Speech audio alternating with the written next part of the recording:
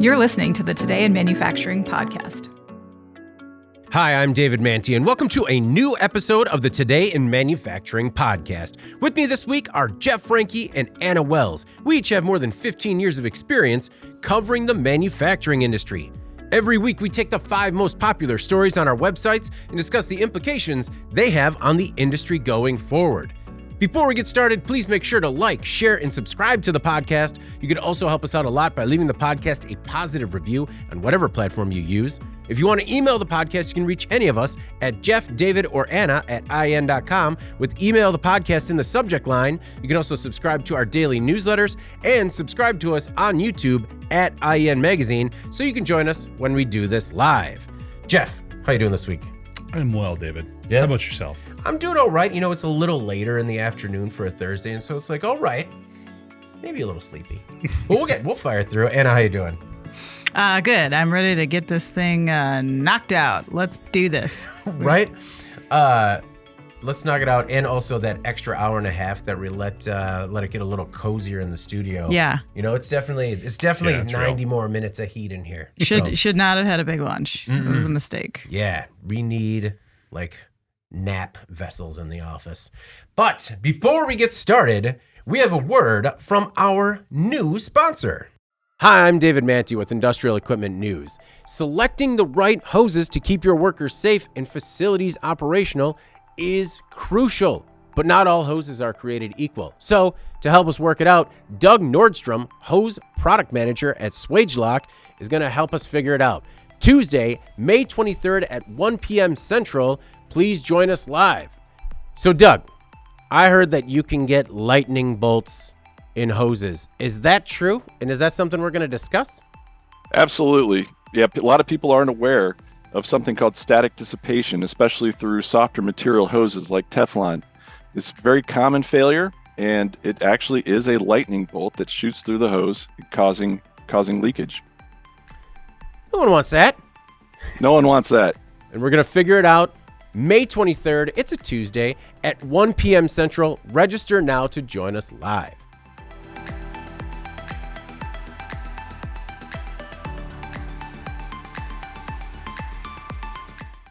That's right. May 23rd, 1 p.m., we're talking hoses. And I know what you're thinking. You're thinking, I already know everything about hoses.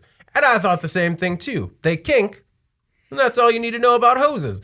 But it turns out there's a lot to know, including, Jeff, I didn't know this, but did you know that static electricity can cause lightning bolts inside of hoses?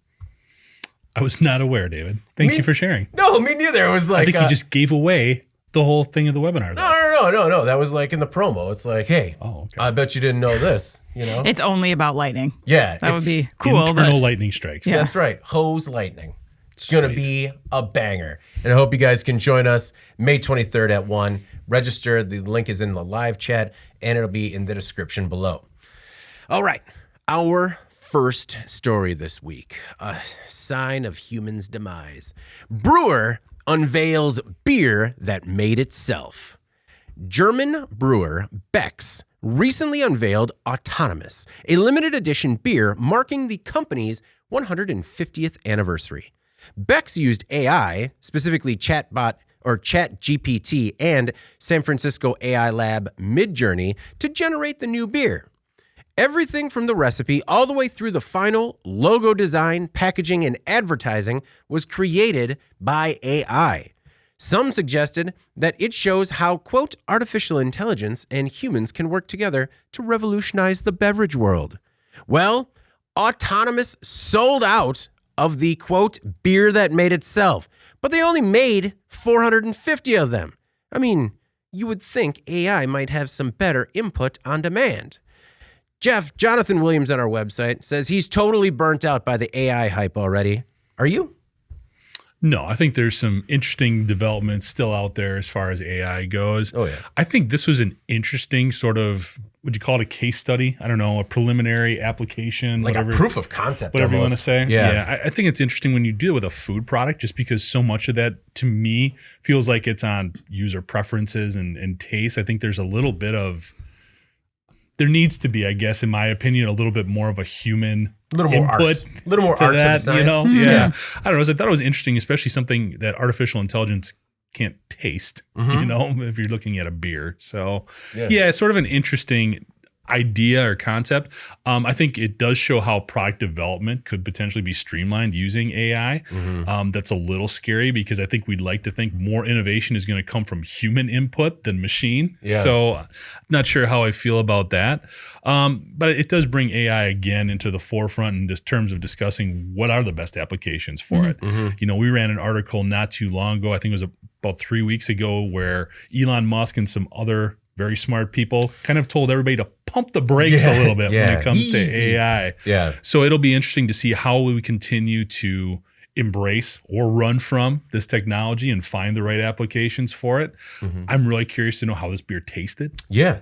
There hasn't been any reports on that. And I think one thing, maybe in case there is anybody really terrified by this, AI was not responsible for harvesting the hops or collecting the water. Humans actually were in charge of production and quality control. Yes. So it wasn't completely that, but obviously a big part of it. And you think you're going to go through this a little bit, the sort of the conversation, if you will. Oh, yeah. That took place was kind of interesting to see too. Yeah, fewer and fewer humans being involved in the process, though. Anna, we were kind of, let's say, singing the praises of the beer connoisseurs of the world. So did AI just harvest all of the social media on what are the best reviewed beers, create some super recipe to create Beck's autonomous beer? Yeah, I mean, that's kind of their wheelhouse, right? Is just combing the internet. Yeah. Scraping the internet. The internet's super searcher. I did appreciate, I think, Jeff, you were kind of alluding to this, but like how they're like, it made the entire beer all the way from the recipe to and then the marketing. Like, okay. Skipped a couple things. Right. Like there's a few things that we didn't mention in there. But anyway, yes, I agree with you that there's been some barriers around AI as it pertains to what are the best use cases, right? I think we're seeing a little bit less hesitancy around AI in general, but also in the food industry specifically. There was a lot of time where AI was viewed with a lot of mistrust, like robots are going to take my job kind of mistrust, or sentient AI robot will murder us all. That whole thing. I think, yeah, and that's still there a little bit, but I think that's because it's been fueled by the unknown and like kind of a lack of understanding of the business benefits.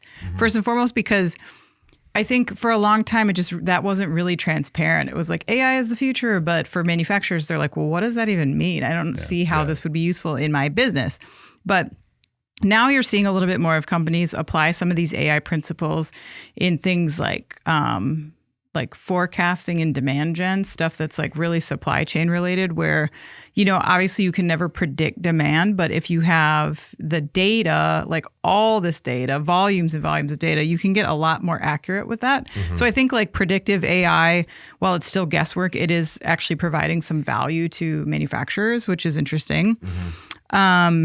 And as businesses, I think, see the application of AI tools, internally and what they do at work, those same people go home at night and they monkey around with these very popular tools like Chat GPT and stuff like that. So it's just like anything else, I think, right? Like B2B follows the consumer acceptance that's been forged through B2C. We saw that with like procurement, right? E-commerce.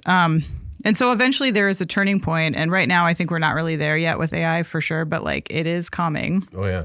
And of course, as an accessory too, to these roles that humans have traditionally had and in roles that are challenging to humans, right? Like those that involve like a lot of data.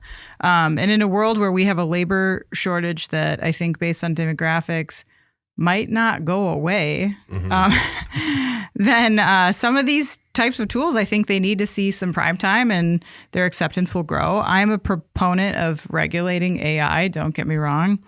And I do actually think that some of the stuff that Elon Musk and his counterparts are saying around, the CEO of Google, I think, saying about AI and regulation, I actually think that that's going to help reduce some of the overall fears that people have of AI and maybe help them kind of confront this tech as being very useful to them and not something that they should be afraid of. But yeah, I do think that regulation is going to have to be part of that. But. It will have to be part of it. And it'll be good that AI will be able to reflect on conversations like this as sort of like a time, like a piece of nostalgia when it shows the timeline of the human's obsolescence. You know, True, where they yeah. could be like, remember early on when they thought, oh man, what a cute toy that we can use to make money. So they'll point to you because you've proven that you are a subservient to any robotic, mechanical overlord. You're spared, but Anna and I are pretty much done. Gone. Dunzo. You might have already been replaced. Well, let me just compliment ChatGPT or the AI that designed this can, because that is one of the coolest looking beer cans I've ever seen. Well, so, I mean, these are real world examples of how this is going to change the ways that we live and work in the future. The biggest part of this that struck me was that none of this was a human idea. So I just want to run through the process a little bit. And Bex kind of spelled it out on their website. So the first step, the people at Bex sat down with AI and had, quote, a good chat. They told the AI about the company's pioneering spirit, its ambition, and asked for ideas to celebrate its 150th anniversary. After this chat, the AI gave the beer maker the idea to make an anniversary beer entirely with AI. And I mean, let's be honest, that's not a reach. Like, they told the beer maker to celebrate its beer anniversary with beer. Your pioneering spirit. See, AI is a yes man. That's right. It's not going to challenge you. So the company asked AI for the recipe, which it made. It came up with the name, autonomous, again, reach. Designed the logo, the can, designed the website, created the tagline, the beer that made itself, built the ad campaign, delivered the posters, billboards, and social media ads, wrote and voiced its own radio ad, wrote a commercial script for the film that was used verbatim, a commercial script to film for the ad, which was filmed verbatim, and identified influencers as well as the language for them to use.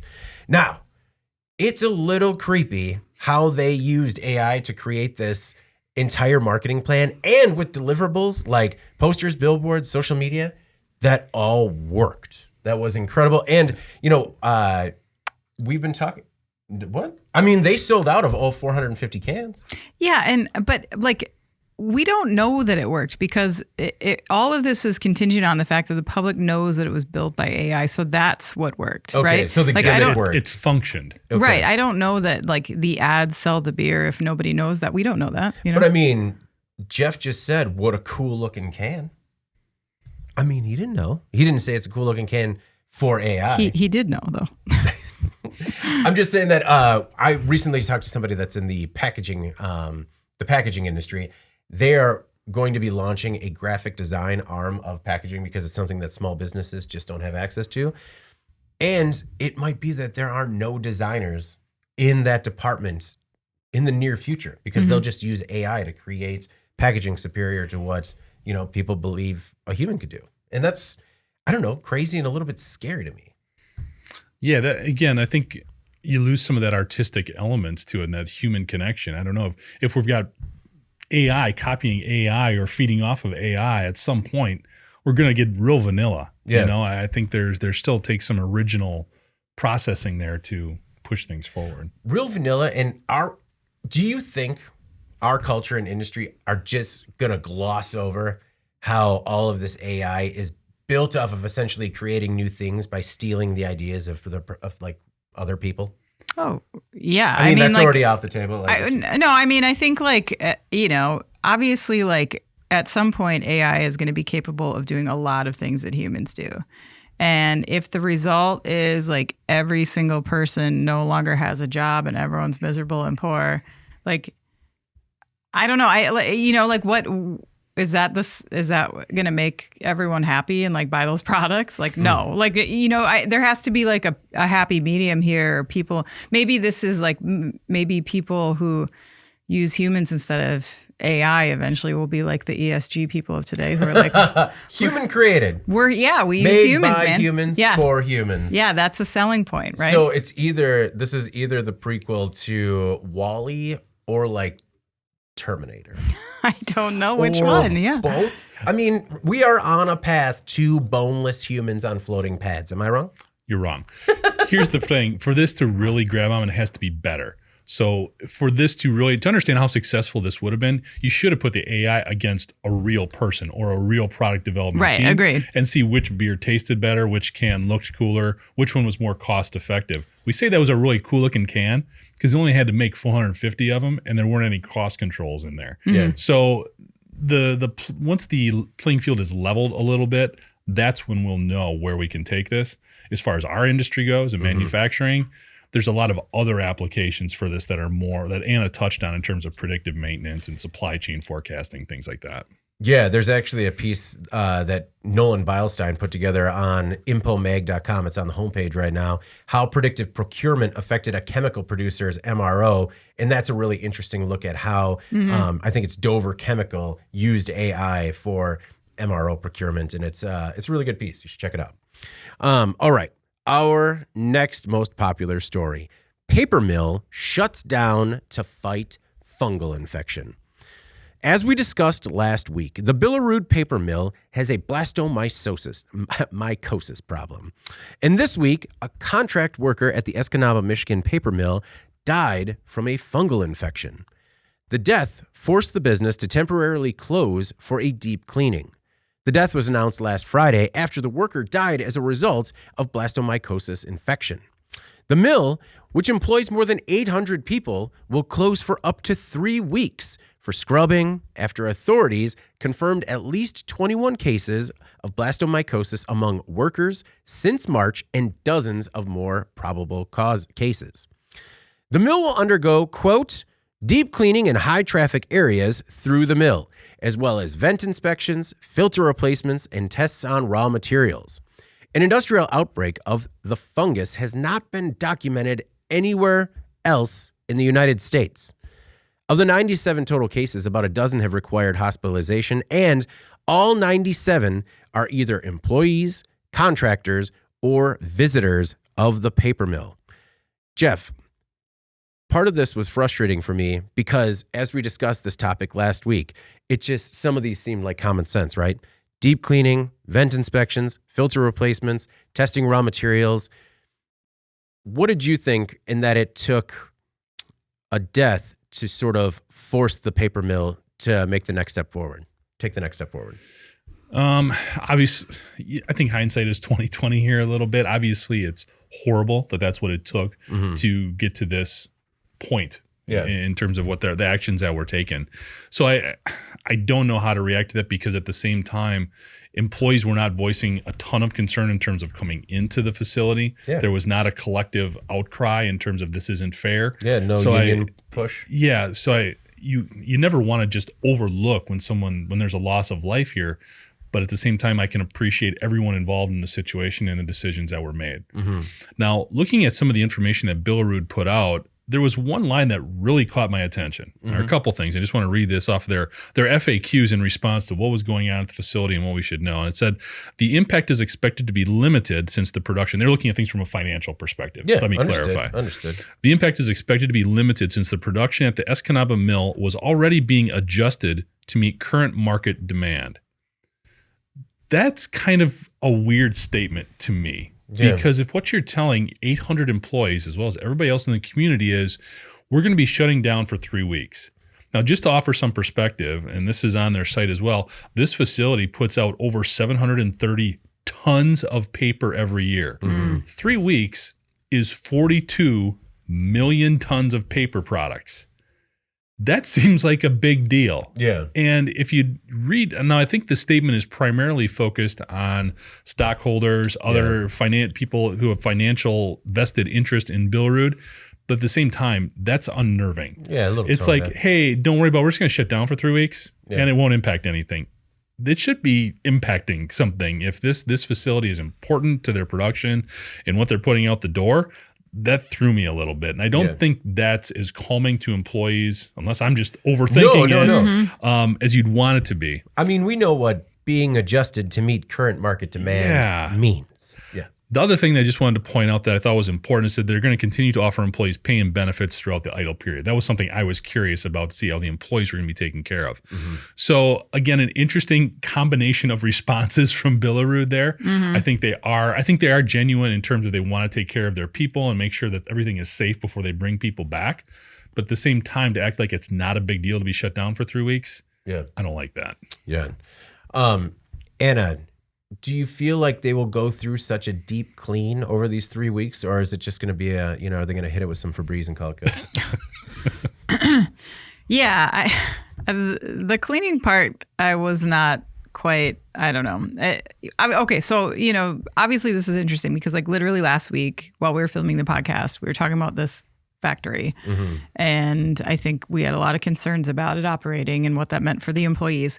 And then literally while we were recording was when they made this announcement that they were shutting down for up to 3 weeks. I think we were in agreement last week that it seems like the plant is trying to do what they can to make this work, to try to figure out what's happening here. I think a shutdown scenario was probably warranted at this point. But yeah, the cleaning part was a little bit concerning to me. I know they don't know where this is coming from, but it did harken back to me. Do you remember the term cleaning theater that was coined, I think, during the pandemic? Okay. Where even when it became pretty clear scientifically that COVID was not really being spread through surface contact, businesses and public places continued to put great effort into showing that they were constantly spraying things down and sanitizing, and almost to the point where scientists were like, there's a placebo effect to that because it makes people feel better about being there, but it's not really achieving anything in terms of mitigation of COVID because we know it was transmitted in other ways. People are just breathing on each other, right? Yeah. Could I actually interject my favorite piece of cleaning theater? It was in our own office, and I don't know if you guys remember this, where early on when we came back, somebody was coughing in the office and decided to go home because it was at that time where a cough or a sneeze, and it was like, I'll get out. I'm out. Yeah. I'm out. Don't worry about it. And as this person was walking out of the office, somebody else followed him out with spraying Lysol, all the way out the door, in the office, through the hallway, and even sprayed outside because it's like, hey, why not bleach outside? Yeah. But sorry, that was my favorite piece of cleaning theater. I don't know. It was pretty funny though. So I don't know. That's to me, it's like, it feels like maybe that's what's happening here because they don't know what's happening. My understanding of how blastomycosis is, how you are infected with these spores, is that you must breathe them in. So most of the time that's coming from organic material, trees or brush or dirt. So obviously it could be the environment, but it also could be the need for some sort of massive filtration system change out, or an indoor air quality system that is a little bit more than walking around with a mop. I don't know. Just deep cleaning, scrubbing, those words were used multiple times in this report. And that to me suggested this element of theater. Well, we're doing something about it. This is what we're doing.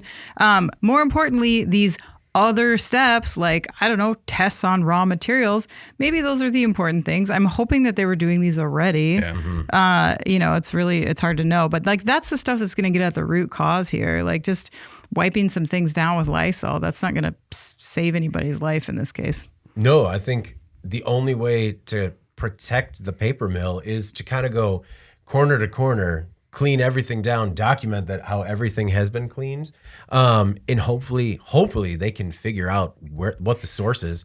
But without figuring out the source, Jeff, do you see a possible mask mandate at the mill until it's either identified or, just because you start playing with people's lives and you got to protect your employees and the business. No, it's definitely a tightrope to walk here in terms of how you still want to give people the right to earn a living, but keep them safe. And this one is so weird. Quite honestly, when it's gotten to this point, the cleaning, I think, is more of a reassuring element, kind of what Anna was talking about. You have to figure out where this came from and how it got in there. Mm-hmm. Yeah. That is the biggest, most important part of this whole process. Yeah. Until that's figured out, boy, I would have a hard time with a clear conscience really opening up full production at this facility. So the mill produces paper that's found in magazines, catalogs, books, and other products. And Jeff, when you mention those numbers, I mean, there's already a paper cost problem in this country. Yeah. I mean, we know it. Yeah. We print magazines. We see it. We Yeah, see it and every other month. shortages. Yeah. Like since the pandemic shortages. So Yeah. Well, and I mean, I can't imagine that, whatever they have in terms of supply at the mill, they could ship anywhere else or anyone would be willing to take because of its potential contamination. So we talked about how they offered N95 protective masks as the investigation of the outbreak and cleaning ensued. Company officials said that they were following the recommendations of public health and occupational safety authorities. So, I mean, kind of like what we said last week, they were doing the best they could based off the information they had. I did find it interesting that unions finally started doing something about it. On Saturday, the United Steelworkers Union called for testing and cleaning, not just of this mill, but of all paper mills across the industry. Kind of a big swing, but a really good time to take it.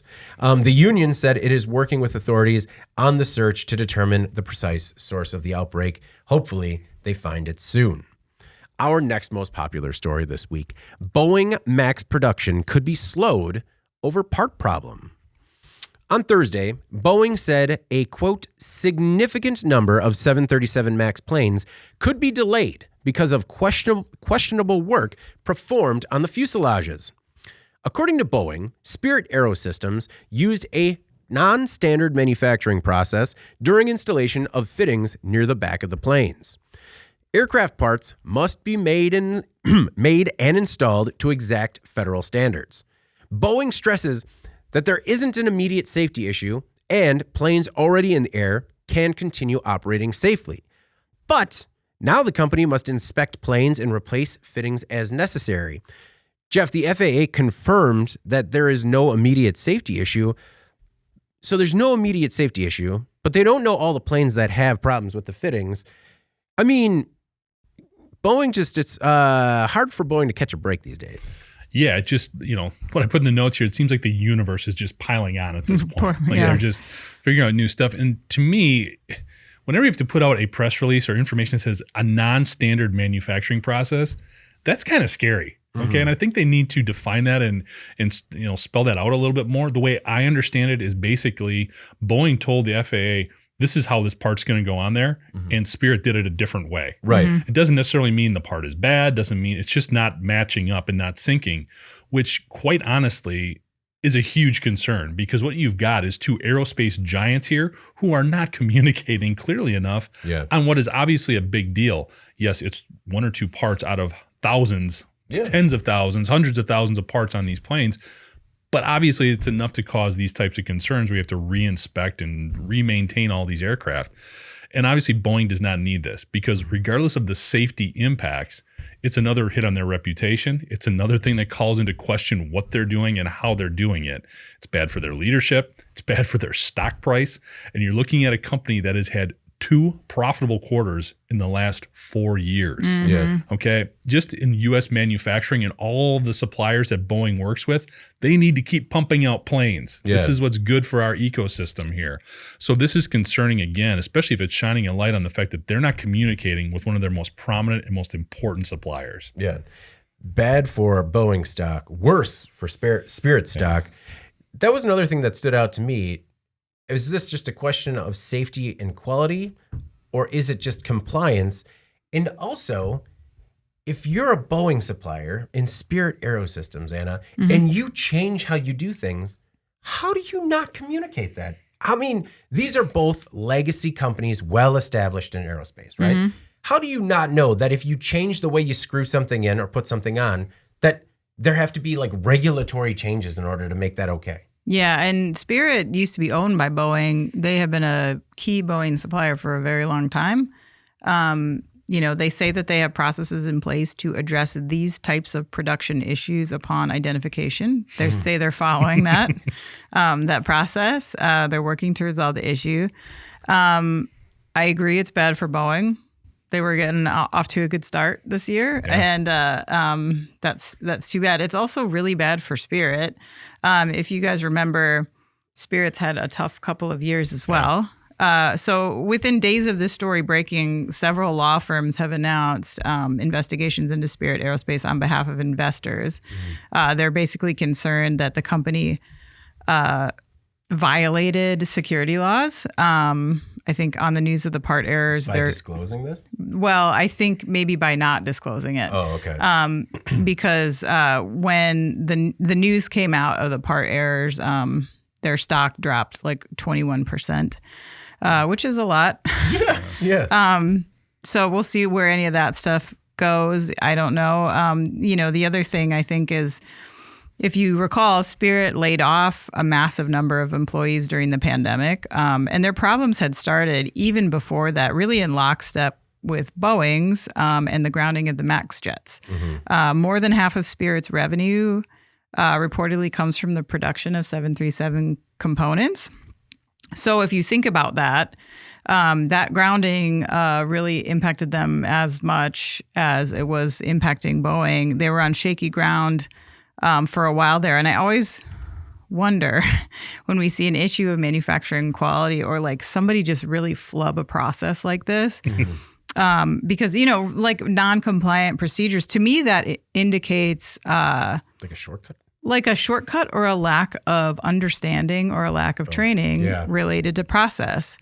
And I'm wondering if we aren't seeing some of the impacts of those layoffs now come to fruition here, because, we've talked about this a lot before. I think companies tend to position their layoffs as cost-cutting techniques that can be temporary and reversible. And I think that in theory that's true, but it's easy to overlook the fact that when you send your seasoned employees out the door, the ones who know the absolute most about your processes, you take a big gamble, because when you're ready to get back and ramped up again, it's not like you just call those same people back, right? Yeah, they're like, oh, I'd love to come back. Right, yeah. Like, I've been waiting for this call. I still have all my notes. I am ready to go, right? I kept a diary of all my tribal knowledge. Right. I'm happy to pass along to the person you're going to replace me with. Exactly. And so, I think we've seen mistakes like this before in auto production, where it doesn't take much of a gap in knowledge to create this, massive ramification, recalls, like all these horrible things that occur and cost these companies a tremendous amount of money, not to mention a reputation hit. The point I'm trying to make here is that workers are not interchangeable. You cannot get all that knowledge back after you let it go. And I think that's an important consideration here, because while they have not said that that's the case, it's really hard to think that that wasn't somehow a factor, right? Is people on the production line maybe not knowing what they were doing. A lot of times on the podcast, we talk about the importance of supplier diversification.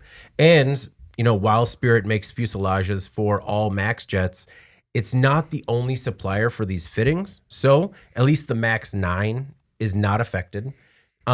Just reinforcing, the potential benefit of protecting yourself that way. Spirit, quote, identified the quality issue on the rear section of some MAX fuselages and then told Boeing. Again, Boeing doesn't even know how many planes are affected because the issue was just discovered. And that is a bold thing for Boeing to say. And I guess I don't want to say just wait and see, but hopefully it's easily identifiable and they can figure out what needs to be adjusted. Well, it puts the airlines in a really weird spot too if they've got these planes, especially if they were just delivered. Yeah. They're finally seeing this huge investment come to fruition, and now they're kind of stuck in limbo too in terms of, well, do we listen to Boeing? Yeah. Well, yeah. Like you've already, how many issues have been associated with the MAX jets, right? And then they say, hey, we got another problem with the MAX jets, but wait, you're flying them? No, you're probably still fine to keep flying them. What's the thing? 5 years ago, if Boeing told American Airlines something, they'd be like, yeah, you're right. We're going to take your orders, follow your orders on this one. Now, you still feel that confident? Yeah. A fitting? Come on, Boeing.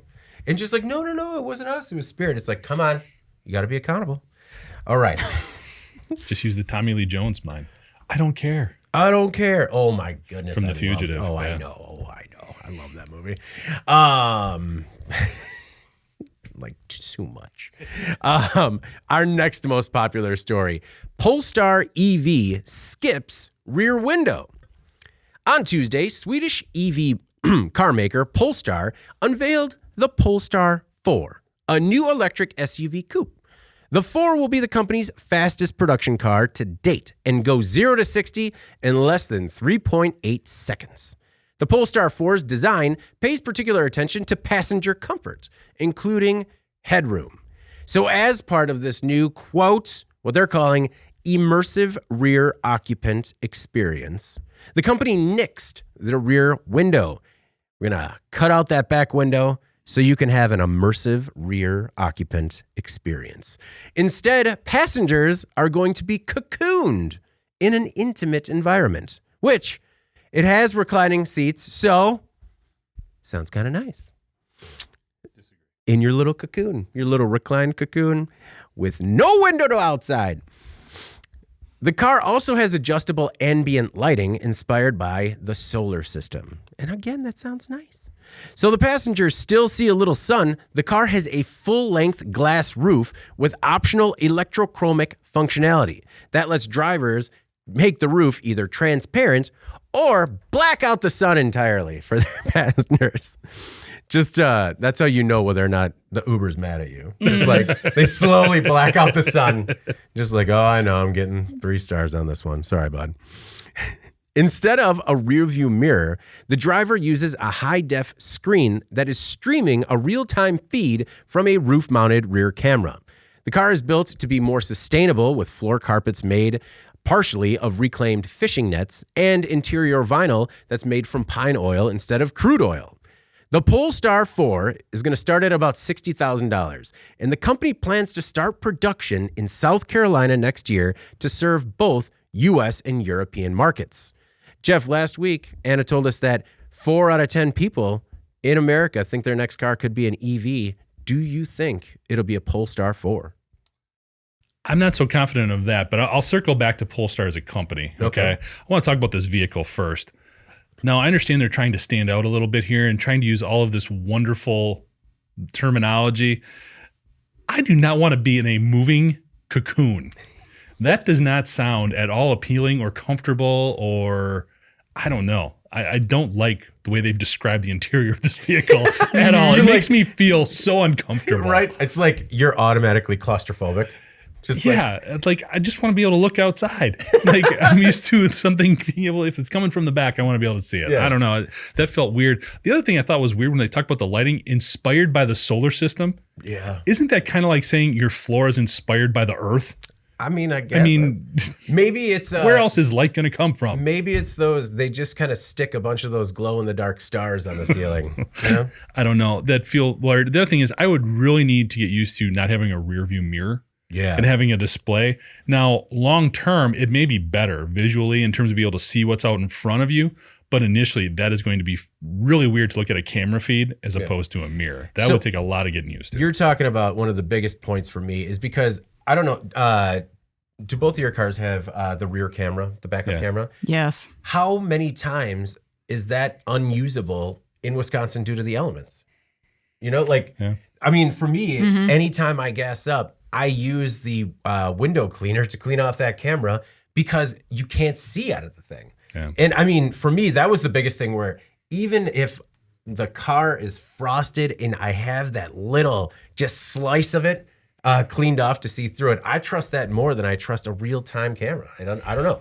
Well, I think that's also just a paradigm shift. Like that's how we grew up, learning how to drive was looking over your shoulder. Yeah. I don't really look at that camera probably as much as I should. I'm always looking over my shoulder and stopping and doing like I always did before. Yeah. So I don't know. I do want to circle back and talk about Polestar as a company a little bit, but I know Anna's got some thoughts on the vehicle as well. Anna, are they positive thoughts? I wasn't crazy about this one. I agree that the design is a little bit weird to me. Like, and definitely, like we've talked in the past about how some of these new features and tech need to come with an instruction manual, or you need to have training, sit down with somebody to teach you how to use it. Because it's a great point about the winter weather. You see how many people don't even scrape off the top of their car when they're flying down the highway and like big sheets of ice are flying off. Like, I don't know. I mean, there's no backup solution if your camera's not working or if you don't know how to use the dashboard or whatever. So I don't know. If the camera isn't working, you just can't see. You can't see at all. And it's important to see what's behind you. Right. You know, like hopefully this thing is easy to operate, because if it's not, then people are going to make some mistakes. And then, you know, Polestar is going to get the Tesla treatment for sure on that. Oh, yeah. Which is not what they want, right? But no, I think for me, and based on some of the comments I saw on our website, others might agree with this, but I think it kind of comes down to just because you can design it doesn't mean that people want it. And sitting in the back seat of a vehicle is not the best experience to begin with. Taking away the windows is a very weird play because that's like the only thing that you have. Yeah. And I just don't understand the appeal of that personally. Like, you know, I mean, like hearses also don't have windows in the back. Like, I don't want to ride around in the back of one, you know, like, I don't know. It's a cocoon. Yeah. Sorry. Kids these days don't want to look out the window. They want to stare at their device in a dark cocoon. Okay. Yeah. And this leads to my next point, which is I feel like some of the latest trends really go overboard on their futuristic treatment of like kids love their screens and all that stuff. Like that doesn't mean that kids only love their screens. And so I don't know. I like to create this ambient space with no real sunlight, it just kind of makes me feel sad. And I know that they have ambitions, Polestar, of being this like premium brand, so maybe they think that no one's actually going to be in this backseat. Like it's more about being like the most unique sports car possible visually, in which case okay, but like I don't love the lack of windows. And again, like it just, to me, it's like a bunch of middle-aged people in a boardroom being like, the kids, this is what the kids like. Let's give the kids what they want.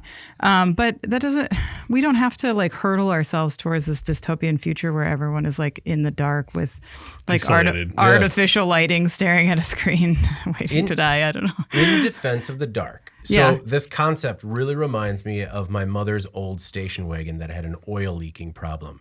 And it leaked so much oil out the exhaust that it blacked out the entire back window and side windows. Whoa. But, you know, kids loved sitting in the back seat of that station wagon so you could look back, you know. But after it started leaking, you couldn't see out the back window. So that was a great time for, you know, us to enrich our imaginations, mostly just fight. But, you know, there could be some positives in terms of letting, you know, the kids really expand their imaginations and minds in this cocoon. Self-isolated cocoon. Oh, terrible. Jeff, I want to use John's quote again. John Williams he was killing it on the website this week. He says, and I believe you might reinforce this, sounds like a load of malarkey to me.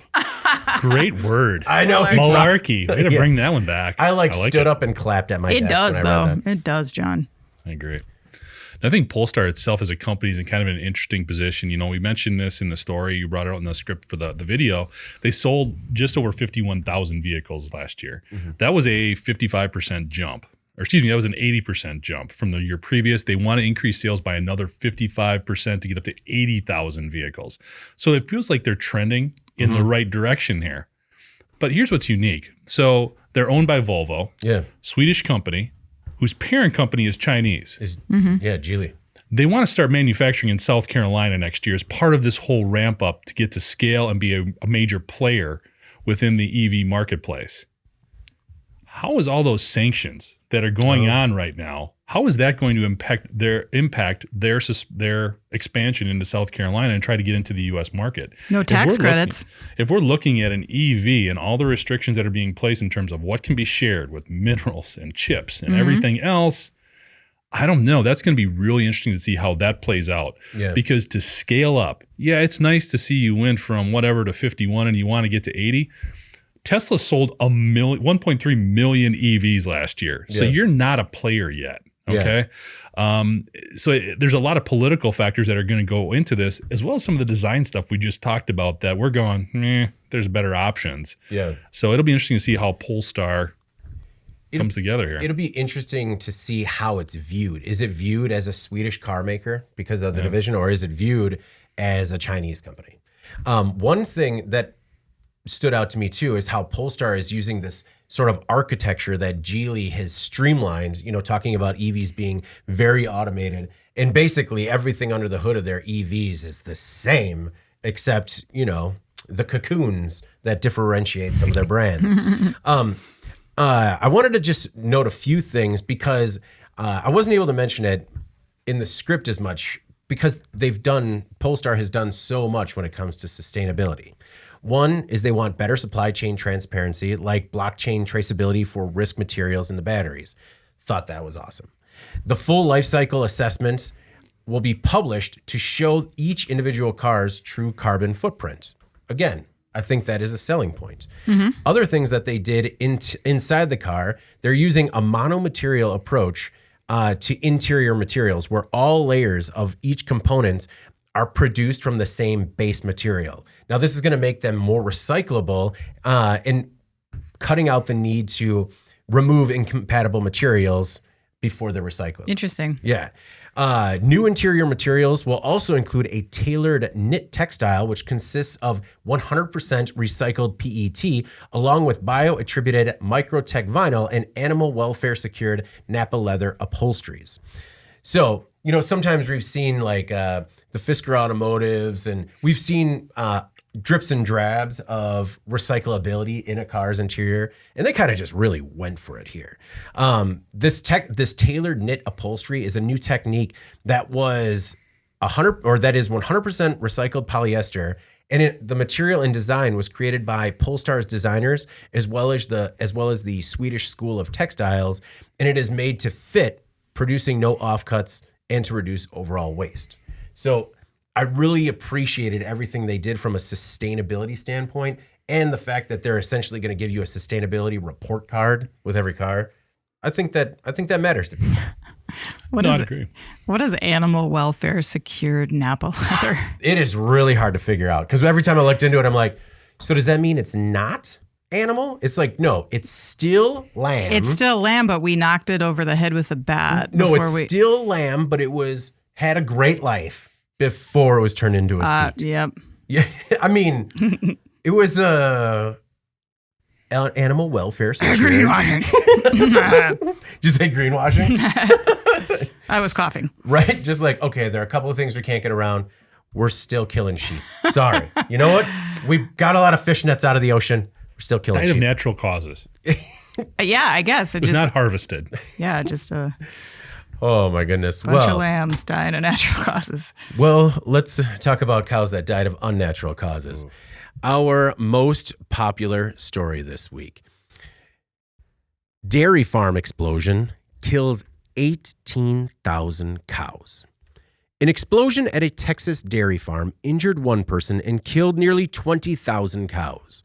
The blast happened at the South Fork Dairy near the town of Dimmitt, where machinery ignited methane gas. Local officials said the machine likely at fault is a, quote, honey badger that works like a vacuum for removing water and manure. A manure vacuum can be pulled by a tractor or mounted on a truck, and it's designed to span the width of the lanes of a dairy farm and reduce the amount of time and manpower that it takes to keep everything clean. It really sheds light on the fact, this story in particular really sheds light on the fact that barn fires kill thousands of animals every year. According to the Animal Welfare Institute, nearly 6.5 million animals have been killed in barn fires since 2013. The overwhelming majority of those animals are birds, with chickens accounting for more than 6 million deaths during that time period. These fatal barn fires occur in states with colder weather. New York, Ohio, Pennsylvania, Michigan, and Wisconsin are your top 5 in that order. Jeff, this story, and if you saw the footage and the photos from it, first of all, it is incredible that only one person was critically injured, and I believe she's out of the hospital.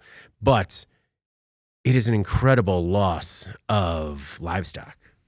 Yeah, it's a crazy event. And I think the thing that got me is when they showed some of the images of the damage, just the expanse of these facilities. Oh, yeah. I want to circle back to that. Just to offer a little more perspective on the scale of this disaster, borrowing from the HudsonReporter.com here, the 18,000 cows killed in the fire account for approximately 90% of the dairy farm's total herd. So there's another 1,000 cows in this facility yet. Yeah.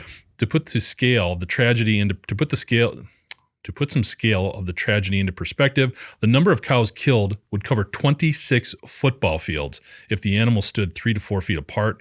Financial losses resulting from the incident could reach tens of millions of dollars, and that's excluding destruction of equipment and buildings. So just these animals, tens of millions of dollars. I mean, it's just kind of unfathomable. You see that number, and it's hard to even really register.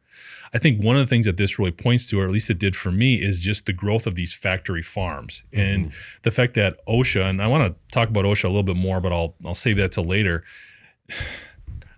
With all of the additional responsibilities that we already heap on OSHA, asking them to get to all these factory farms and make sure they're up to code and stuff, it's a daunting task, but I think it's becoming more and more important. Reason being, when we look at stats from the USDA, these factory farms, these large farms, we're talking probably over $1 million or more, they represent 5% of total number of facilities or farming locations in the U.S. They are also responsible for 65% of total production. Coming in agricultural production. So when you look at that scale, it reinforces the prominence that they play in our supply chain, in our food supply, and now how important they're becoming from a safety perspective. The fallout from this and losing all of these animals in this facility, that's going to be felt throughout the supply chain, not just by this business. It's going to impact a lot of different local distributors. It's going to impact a lot of local retailers and just throughout the country.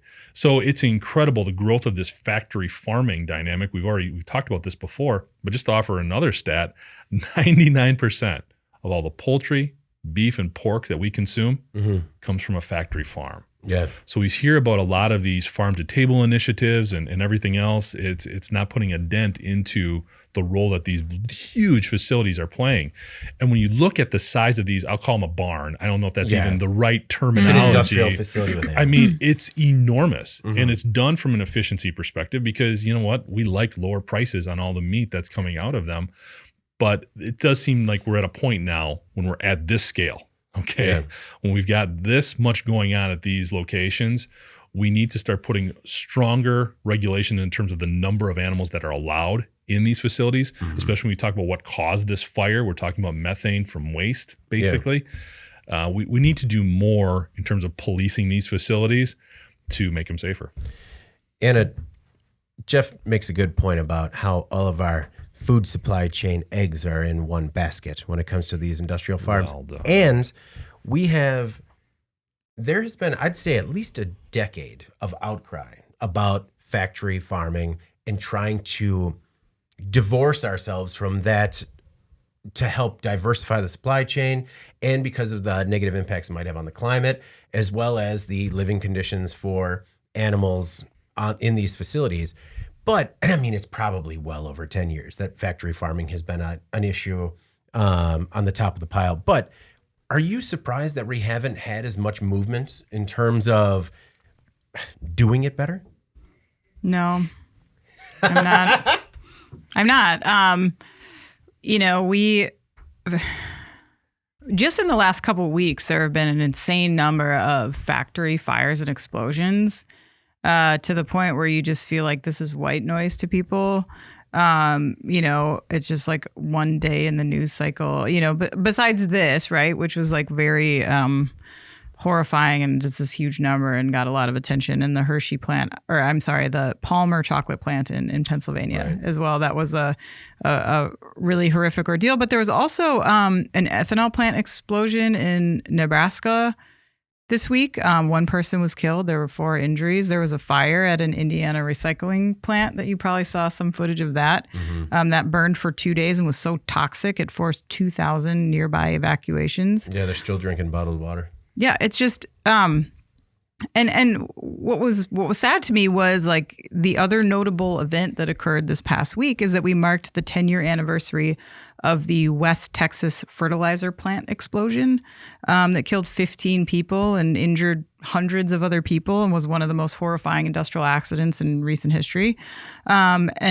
And while the fire at that plant in Texas was thought to be deliberately set, it was the storage of hazardous chemicals that resulted in the extent to which this was so deadly and damaging to the site and then the surrounding area. But no suspects have ever been identified. They've never caught the person who they blame for potentially setting this fire. And to think about that in the context of today, it was just like a depressing moment to consider, like how, I don't know, you want to say like, hey, at least we learned something. It was 10 years ago. And yet like we don't have better practices in place, like here's this fire in Dimmitt. There's already calls for more detail on why this massive number of animals was in such proximity that they weren't separated to the point where they weren't all completely taken out by this fire. I read an article in the BBC that quoted Allie Granger, who's a policy associate for AWI's farm animal program. And she called for common sense fire safety measures to be adopted by farms, adding that, quote, it's hard to imagine anything worse than being burned alive. Like common sense fire safety measures, like not putting 60 tons of ammonium nitrate in an old wooden housing in West Texas. It's like the same lack of common sense 10 years later. I hate to think that we've made no progress since then, but you have to admit, like, there's still a lot of companies, I think, that are like operating on a knife's edge, hoping that nothing happens, or like assuming that nothing will happen. And complaining at the same time that, regulatory overreach is limiting their ability to operate. But this kind of stuff you can't come back from. It's frustrating to see because, your question is a good one. Yeah.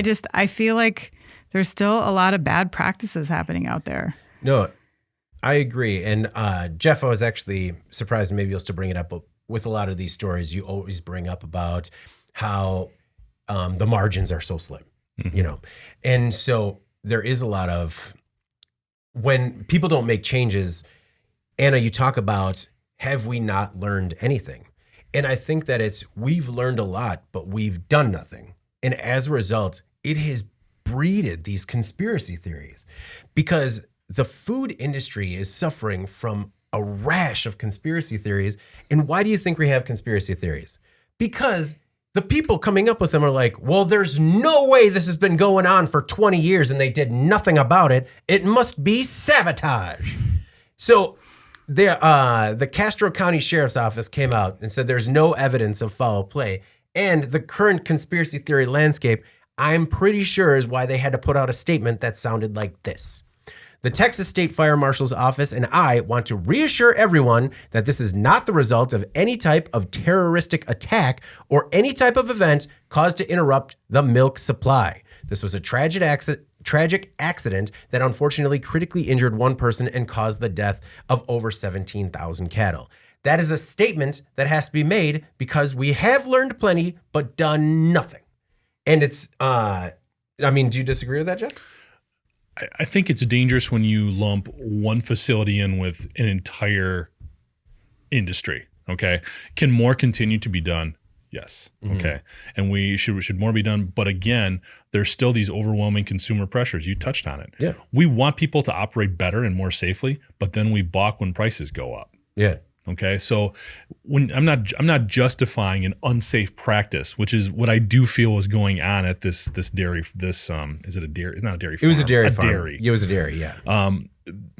So yes, they should have been managing this waste much more effectively than what they were. The fact that there was only one person, as good as that is, that's probably part of the issue. There should have been more individuals recharged with this responsibility because you are talking about a horribly flammable gas that is a byproduct of these animals and their waste. So it's that constant teetering between, we want these businesses in place because we want their products and we want them at a better price, but then what are we doing to support safe practices? Some of it's on them. Some of it does need to be from a regulatory perspective. And a lot of it is, I agree with you, applying what we already know. Yeah. We go to, there's other ways to also improve factory farming. And I don't know how deep we want to get into this, but one of the best processes is treating the animals better because then they grow larger and you don't need as many to get the same output. Yeah. Now that's an oversimplification, but it is part of the solution as well. Yeah. There's also better feed you can give animals to cut down on methane emissions. Yeah. So all of these things combined is where we need to go. I just don't like to lump potentially one facility, one location who is doing it wrong and saying the whole industry is corrupt. Right. No. I Yeah. don't think either of us are saying that. It's frustrating to see, like, in 2023, 5 industrial fires in the same week. And then we're talking about this plant that, like, 10 years ago was supposed to be a wake-up call. And it just doesn't feel like that. You know, I know that every operation is completely different. I don't think that everyone in the world operates this way. It was a hard time to look back at that tragedy in West Texas and think, like, wow, this stuff is still going on such a regular basis. Well, in this in particular, we could bring up the topic of fire suppression, right? So it was a woman who was the farmhand who was critically injured. She was actually trapped inside the facility when the explosion happened, but firefighters were able to get her out. And like I said, she has been released from the hospital.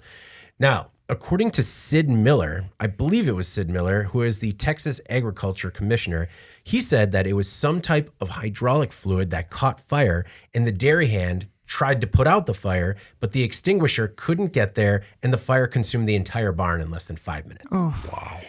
So, again, there are extinguishing products out there that maybe could have put out the fire before the entire barn went up. According to Sid Miller, he says that this was a state-of-the-art dairy barn, that it was climate controlled, the cows had their own mattresses, and it was less than 3 years old. Just crazy that it's less than 3 years old and still a fire could consume the entire thing that quickly. The livestock loss, as I guess if you want to look at a possible pro, won't disturb grocery store milk prices because this facility was mostly making milk that was used to make powdered milk that was likely exported. Also, I don't know how much we want to get into it, but like the disposal is going to be a problem. And they just were approved to be able to bury all the animals. And that is going to be a time-consuming, horrible process.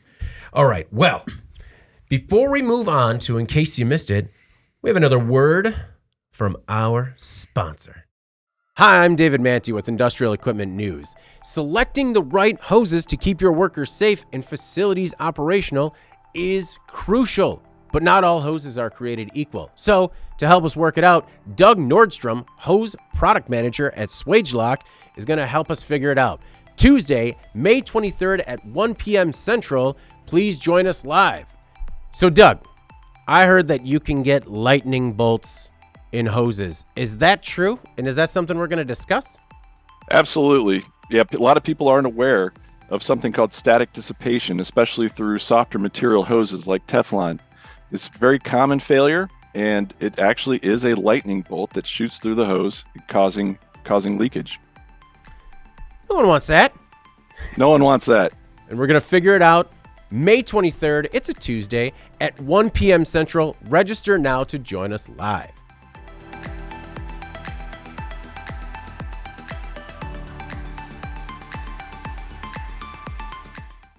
That's right. Our sponsor this week was just more me. Sorry about that. But we're talking hoses on May 23rd at 1 p.m. and I want you to be there. Let's talk lightning hoses. It's going to be cool. All right. On to In Case You Missed It. The stories that maybe not as popular this week, but still stand to make a big impact on the industry going forward.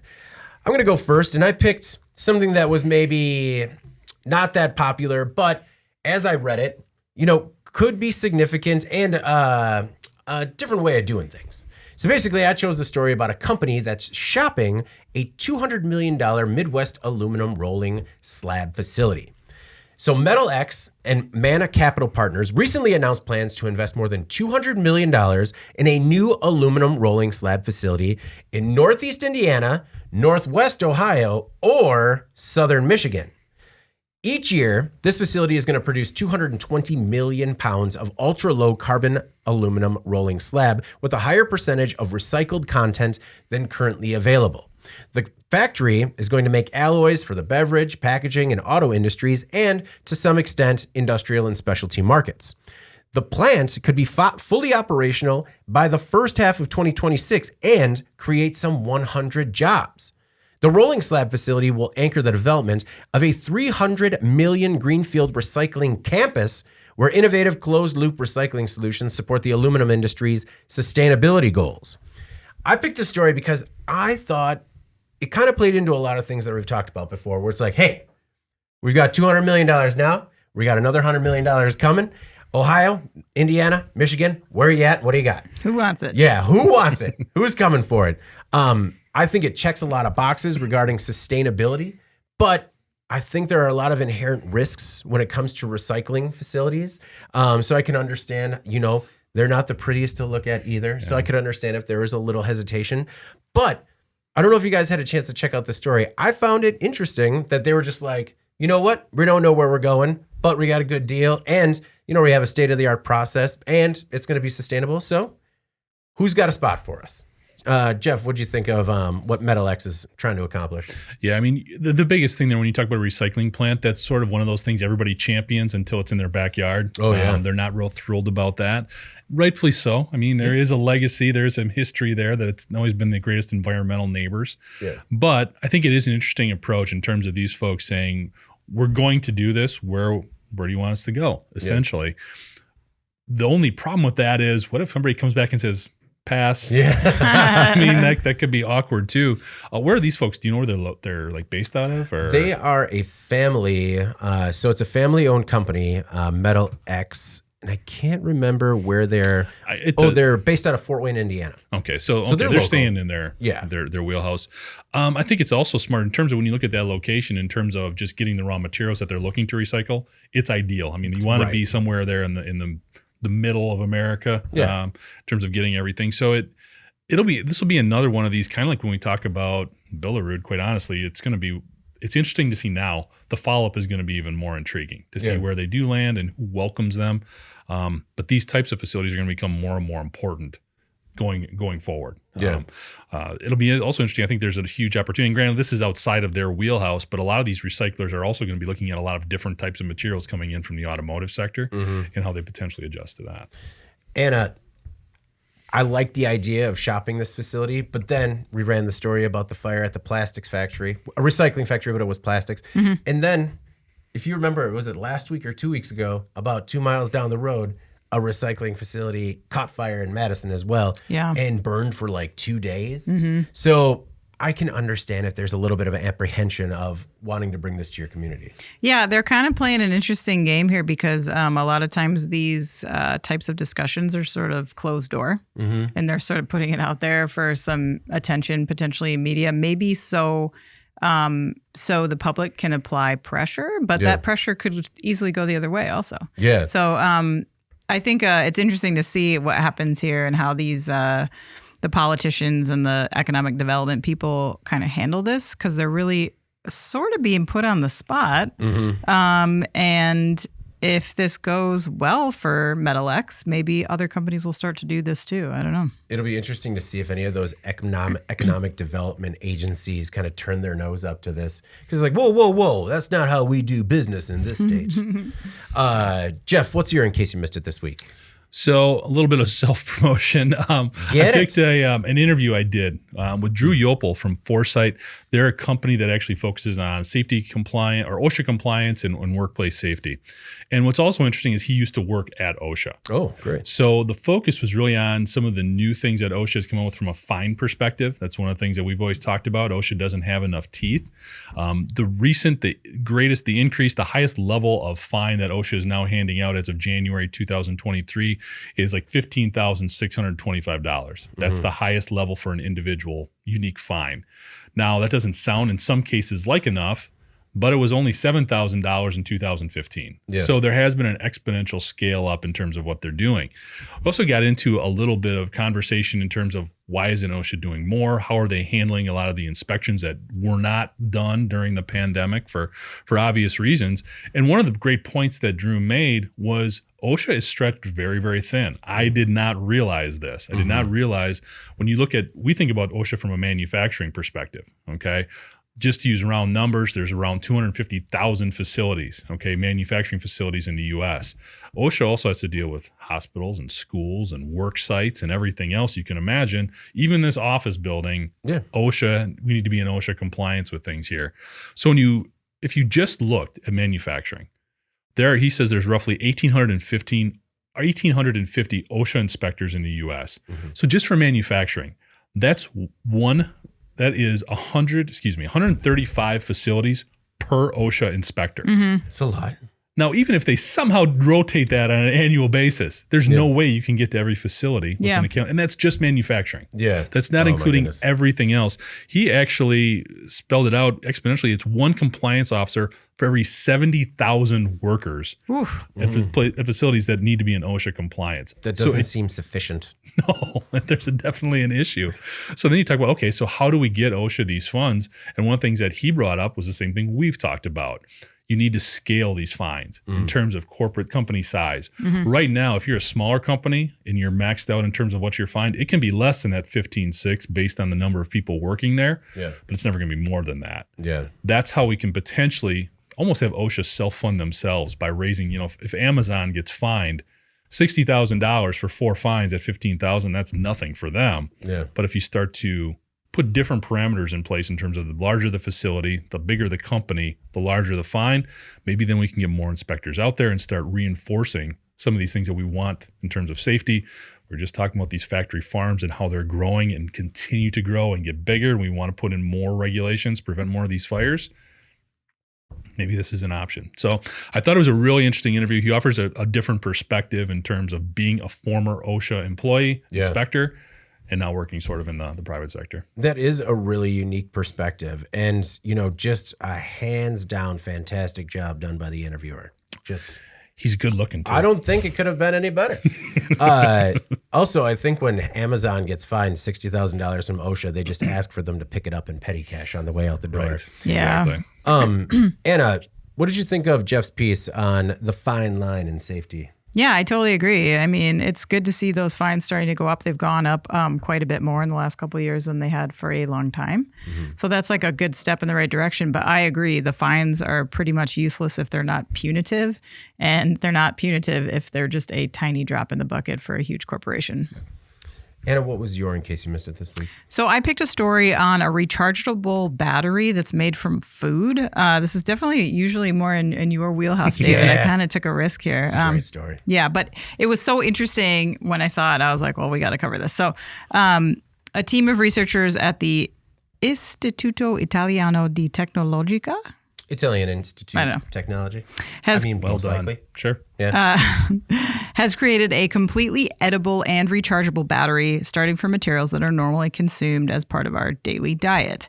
So it's a proof of concept battery cell. It's been described in a paper that was published in a journal. And it talks about the possible applications, including health diagnostics, food quality monitoring, and edible soft robotics. So the battery cell operates at 0.65 volts, a voltage low enough not to create problems in the human body when it's ingested. This example, it's fully rechargeable. It's the first one ever made. They say it would open the doors to new edible electronic applications. So like monitoring food storage conditions. Interesting use case. They're talking about maybe using it in children's toys where there's a very high risk of ingestion because that's become a thing with these coin batteries. Yeah. Kids will pull them out. And so I don't know. It was a really interesting development, I thought. Maybe the thing that leads to the thing down the line. But people will be afraid of it for sure. Definitely. I think that's the biggest obstacle in consumer products. That will be getting over that fear because I don't know about swallowing a battery just like casually. But for medical, I think that this is incredible. And I think that that's like a much sooner timeline, right? So it like really is opening some doors for like non-invasive testing and with things like edible soft robotics. So, I mean, I think there's a lot of people that rather eat a battery than have a colonoscopy. I'm just guessing like. No, it's definitely a better entry point. Yeah. And cut. We have done it. It is. What'd you think, David? No, I think it's a cool point. I honestly, it's kind of a sad point, but I never thought of using these types of edible batteries in children's toys because they're inevitably going to eat them. I looked at purely the medical applications for this because not just in diagnostics, but also in pharmaceutical or drug delivery. Yeah. Mm-hmm. I thought it could be really cool. I mean, we joke about it, but if you could definitely check out the GI tract with the edible battery, it beats other options. It does. Jeff, swallow any coin batteries lately? Not lately. Oh, okay. Not lately. Yeah, really interesting in terms of just improving like the waste stream, and in terms of fewer toxic materials and things like that. Also, the one thing I do wonder about though, from a storage perspective, being able to maintain power load and in terms of supplying power to some of these devices that are going to be really important if we're talking about medical and medical applications. Yeah, I was trying to think of medicine delivery. Drug delivery. Yeah, drug delivery type application. So it'll be interesting to see as they play it out. But it's always encouraging to see this type of technology being championed and pushed forward. I mean, this is how we get to those things. Mm-hmm. Yeah. Dun, dun, dun. Yeah. So it's vitamin B2 used as an anode, a food supplement found in capers as the cathode. I mean, this is activated charcoal to increase electrical conductivity. That's incredible. It's really just is. incredible. Yeah. All right. Well, let's move on to final thoughts before we get out of here this week. Anna, do you have a final thought for us? Yeah. So I took a trip this week. I got on an airplane for the first time since 2019. And I thought maybe something would have changed, but nothing has. So actually, when you were gone, they made him like a little bit narrower in between seats, but that's about it. I sat by an 80-year-old man, which I always do, and he told me some dirty jokes, and I was just like, "This is an airplane ride. This is the same, yeah." This is the glamorous episode of business travel. This is what it is. I mean, Delta gives you 2 bags of almonds now, which is like awesome. Thank you, Delta. But that's and the options. The only thing that's Almonds, changed. cookies, granola bars. I My know. goodness, Delta, you're spoiling us. I know. The Delta cookies are one of the best, though. Oh, yeah. The Biscoff cookies, Yes. yeah. So anyway, that was like, I forgot like how, I don't know, like we had a bunch of turbulence on the way home and I was like, oh, I forgot about this part of it. Like, but I made it. So Was it a good show? it was a good show. I was at the Industrial Supply Association annual convention. It was a really great show. Tons of great companies there. We had a lot of good discussions. People are excited about what they're doing, and so are we. So it was a good show. My final thought this week is just that we have started home shopping, looking to potentially move into a new area, a little bit more space for the family. And I just want to know how anyone with both partners, full-time jobs, and any children ever do anything other than keep each other alive. Because it's like, yeah, do you want to go see this house? Sure. When? It's very difficult. So I give a lot of credit to people that have more patience than me, basically. Because by the time I show up to the showing, it's just like, oh, whatever. Yeah, it looks fine. Is it standing? Let's move. It's just, it's really difficult when you have a couple of full-time parents and kids just to kind of do anything outside of your day-to-day.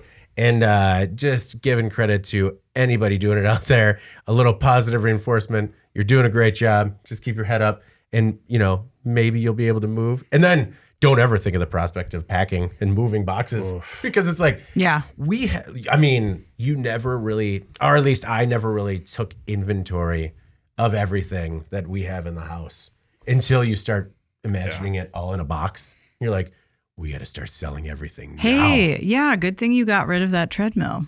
Yeah. There you go.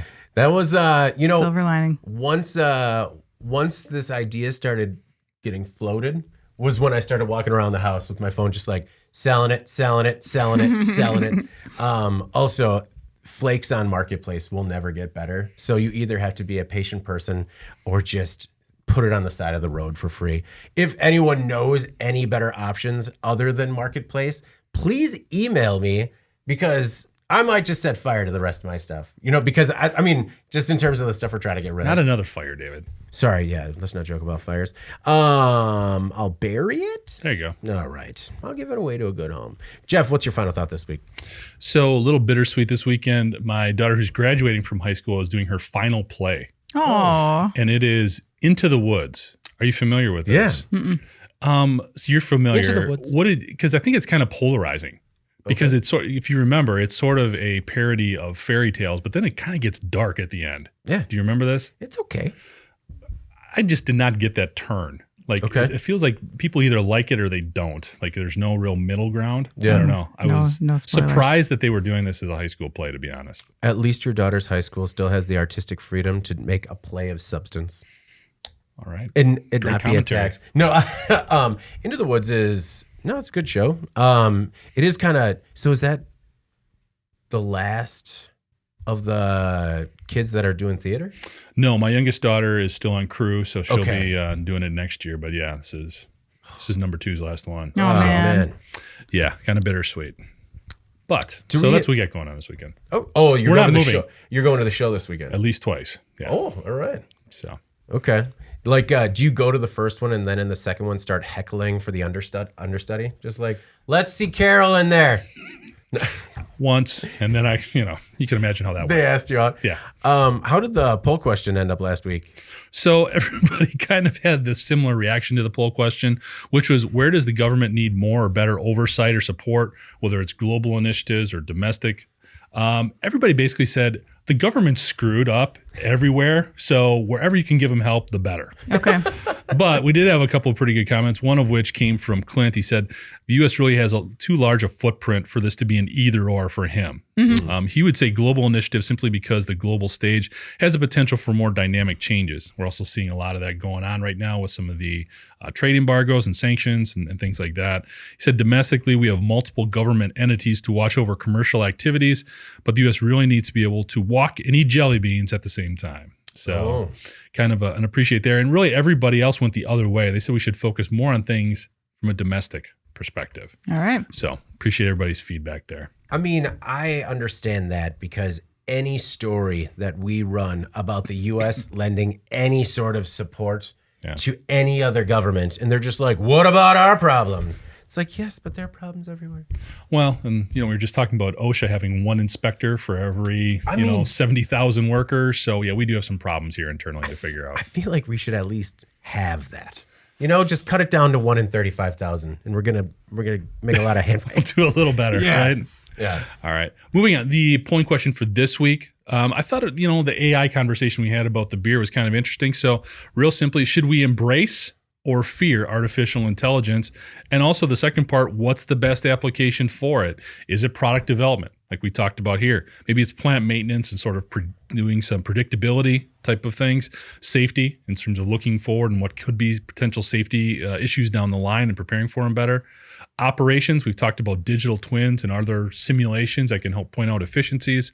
Supply chain management, like Anna alluded to, or if you've got some other idea. But what's the best application for artificial intelligence in the industrial sector? I mean, with product development and tying in additive manufacturing, because we talk about how current design engineers can't even design for additive manufacturing to use it at its full potential. I feel like there's a lot there.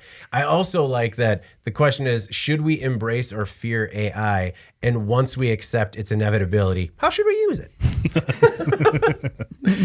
All right. Well, before we get out of here, please make sure to like, share, and subscribe to the podcast. You could also help us out a lot by leaving the podcast a positive review on whatever platform you use. If you want to email the podcast, you can reach any of us at Jeff, David, or Anna at IEN.com with email the podcast in the subject line. You can also subscribe to our daily newsletters, get it delivered to your inbox first, and subscribe to us on YouTube at IEN Magazine. Join us for the live chat and as we do this live. All right, for Jeff Ranke and Anna Wells, I'm David Manti. This is the Today in Manufacturing podcast, and we'll see you next week.